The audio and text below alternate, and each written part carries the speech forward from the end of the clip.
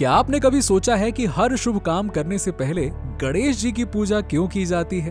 और क्या आप जानते हैं कि तांत्रिक साधना के लिए भी उनकी आराधना होती है? तो आखिर इसके पीछे का क्या रहस्य है? गणेश जी से जुड़े ऐसे ही अनगिनत रहस्य और कहानियां हैं जिनके बारे में शायद ही किसी ने सुना हो, जैसे कि उनका जन्म कैसे हुआ, क्यों गणेश जी की पूजा में तुलसी का उपयोग करना वर्जित है, क्यों चतुर्थी के दिन चांद को देखने से इंसान कलंकित हो जाता है, आखिर इस रहस्य का गणेश जी से क्या कनेक्शन है, क्यों गणेश जी का सिर कटने पर हाथी का ही सिर लगाया गया, क्या ये सब कुछ एक संयोग मात्र है या फिर इनके पीछे भी थी भगवान की कोई लीला? तो आज के इस वीडियो में हम आपके इन्हीं सब सवालों का जवाब लेकर आए हैं जो शायद आपके मन में कभी न कभी जरूर आए होंगे। चलिए शुरू करते हैं वीडियो को। अगर शिव पुराण में बताई गई कहानी पर गौर किया जाए तो हमें पता चलता है कि भगवान गणेश का जन्म माता पार्वती के मैल से हुआ था। देखिए, असल में मान्यता है कि जब एक बार माता पार्वती स्नान के लिए जा रही थी तो उन्होंने नंदी जी से कहा कि नंदी जी, आप पहरेदारी के लिए दरवाजे पर खड़े हो जाइए। लेकिन जब नंदी जी खड़े हुए तो उसके कुछ ही समय के बाद में वहां पे भगवान शिव जी आ गए और नंदी जी शिव जी के प्रति इतने वफादार थे कि वो भगवान शिव को अंदर जाने से रोक नहीं पाए। लेकिन तभी माता पार्वती नंदी जी की भगवान शिव के प्रति भक्ति और ईमानदारी देखकर काफी हैरान हो गईं और अपने मन में सोचने लगी कि अब तो उन्हें कोई ऐसा चाहिए जो उनके लिए इतना वफादार हो।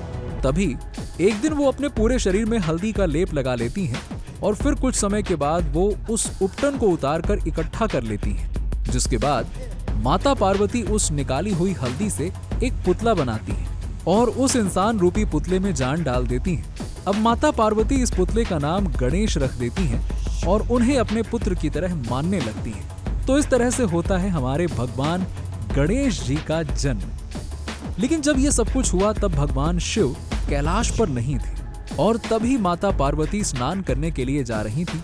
तो उन्होंने गणेश जी को आदेश दिया कि गणेश, जाओ दरवाजे पर पहरेदारी करना, जब तक वो स्नान कर रही हैं तब तक वहां कोई भी प्रवेश न करने पाए। लेकिन तभी कुछ समय के बाद में वहां पे भगवान शिव जी आते हैं और गणेश जी उन्हें घर में जाने से मना कर देते हैं। लेकिन भगवान शिव के लाख समझाने के बाद भी गणेश जी आखिरकार नहीं मानते और शिव जी को घर में प्रवेश नहीं करने देते।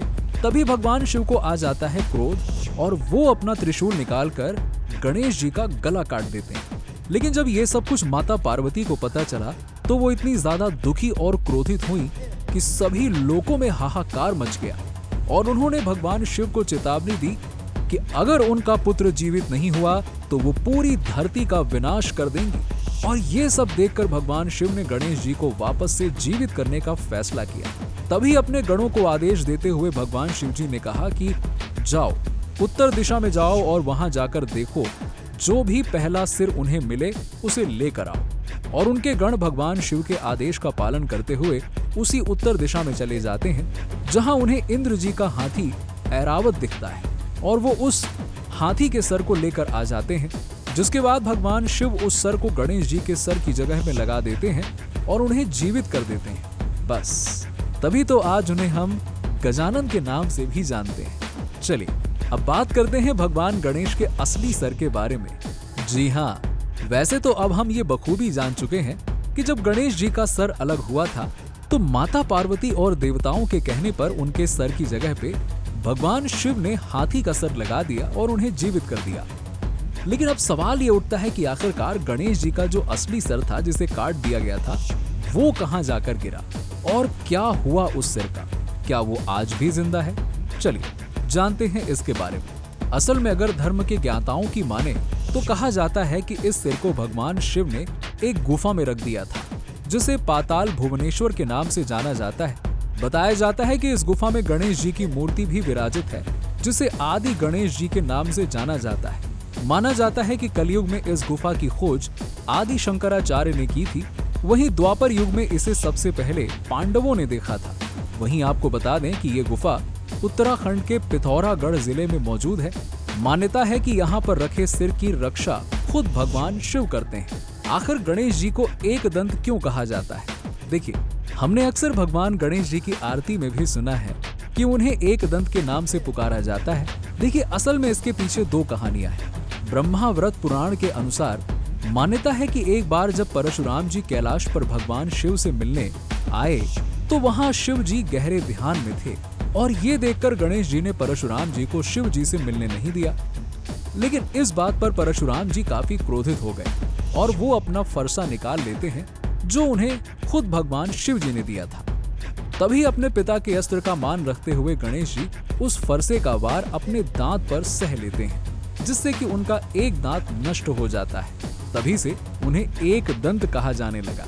वहीं दूसरी मान्यता ये भी है कि जब वेद व्यास जी को ये पता चला कि गणेश जी को पूरी महाभारत का ज्ञान हो चुका है तो उन्होंने गणेश जी से सबसे पहले महाभारत लिखने का अनुरोध किया। तभी गणेश जी लिखने के लिए तो मान गए, लेकिन उन्होंने वेद व्यास जी के सामने ये शर्त रखी कि अगर वो एक बार महाभारत लिखना शुरू करेंगे तो तब तक नहीं रुकेंगे जब तक कि वो खत्म न हो जाए।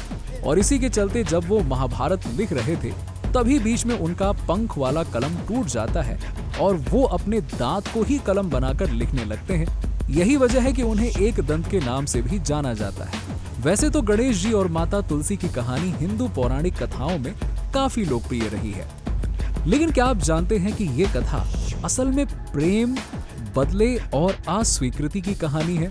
जी हाँ, मान्यता है कि एक बार माता तुलसी ने गणेश जी से विवाह का प्रस्ताव रखा, जिसे गणेश जी ने ये कहकर ठुकरा दिया कि वो ब्रह्मचारी हैं। बस इस पर क्रोधित होकर तुलसी जी ने गणेश जी को श्राप दे दिया कि वो 2 विवाह करेंगे। जवाब में गणेश जी ने भी माता तुलसी को श्राप दे दिया कि उनका प्रयोग उनकी पूजा में कभी नहीं होगा और यही कारण है कि गणेश जी की पूजा में तुलसी जी का प्रयोग नहीं किया जाता। लेकिन जैसे जैसे समय बीतता गया तो गणेश जी का भी मन होने लगा कि वो विवाह के बंधन में बंधे, लेकिन उनका विवाह नहीं हो पा रहा था और इसी वजह से जब भी किसी का विवाह होता तो वो पहुंच जाते अपने मूसक के साथ और विवाह में विघ्न डाल देते। इस बात से परेशान होकर सभी देवता शिव जी के पास पहुंच जाते हैं और तभी शिव जी अपनी दिव्य शक्तियों का उपयोग करते हुए 2 कन्याओं को अपनी पुत्री के रूप में प्रकट करते हैं, जिनका नाम होता है रिद्धि और सिद्धि। वहीं शिव जी ने गणेश जी को बोला कि वो उन दोनों को शिक्षा दें, तो जब भी गणेश जी किसी के विवाह में विघ्न डालने जाते तो रिद्धि और सिद्धि उनका ध्यान भटका देती। लेकिन एक रात एक बार गणेश जी को पता चल गया, तभी वो रिद्धि और सिद्धि को श्राप देने लगे। लेकिन वहां पर ब्रह्मा जी आ गए और उन्होंने उनका विवाह रिद्धि और सिद्धि से करा दिया। माना जाता है कि रिद्धि और सिद्धि से गणेश जी को 2 पुत्र भी हुए थे, जिनके नाम शुभ और लाभ थे। लेकिन मान्यता ये भी है कि गणेश जी ने इनके अलावा एक और विवाह भी किया था। जी हाँ, कहा जाता है कि जब गणेश जी ने एक बार माता पार्वती को ज्यादा भोजन करते हुए देखा तो उनसे पूछ बैठे कि माता, आप इतना भोजन क्यों कर रही हैं? इस पर माता पार्वती ने उत्तर दिया कि पुत्र, पता नहीं आपकी पत्नी मुझे भोजन दें या ना दें। और ऐसा सुनकर गणेश जी तुरंत गए और एक केले के पेड़ को काट कर ले आए और बोले कि माता, ये आपको हमेशा भोजन देगा और आज से यही मेरी पत्नी है। और इसी मान्यता के चलते आज भी पश्चिम बंगाल में दुर्गा पूजा पर केले के पेड़ को सजाकर गणेश जी के दाईं तरफ उनकी पत्नी की तरह रखा जाता है। अब आते हैं उस सवाल पर जिसका जवाब शायद हम सब जानना चाहेंगे। जी हाँ, हम बात कर रहे हैं गणेश चतुर्थी के दिन चांद को ना देखने के कारण की। देखिए, असल में ये घटना भी हिंदू पौराणिक कथाओं से ही जुड़ी हुई है। कहा जाता है कि एक बार भगवान गणेश अपने मूसक पर सवार होकर रात में कैलाश पर्वत जा रहे थे। इस दौरान चंद्रमा ने गणेश जी के मोटे पेट और स्वरूप को देखकर जोर जोर से हंसना शुरू कर दिया। अब ये देखकर गणेश जी को गहरा क्रोध आ गया और उन्होंने चंद्रमा को श्राप दे दिया और कहा कि आज के बाद जो भी चंद्रमा देखेगा उस पर एक झूठा कलंक लगेगा। इस श्राप के बाद चंद्रमा की चांदनी भी चली गई। हालांकि चंद्रमा ने अपनी गलती का एहसास किया और गणेश जी से क्षमा मांगी। गणेश जी ने उन्हें क्षमा तो कर दिया, लेकिन कि चतुर्थी की रात जो भी उन्हें देखेगा तो उस पर एक कलंक लगेगा। इसीलिए गणेश चतुर्थी के दिन चांद को देखना अशुभ माना जाता है। वहीं आपको बता दें कि गणेश जी का अघोर रूप भी बेहद रहस्यमय माना जाता है। ये रूप उनके 32 रूपों में से एक है और इसे तांत्रिक साधकों द्वारा पूजा जाता है।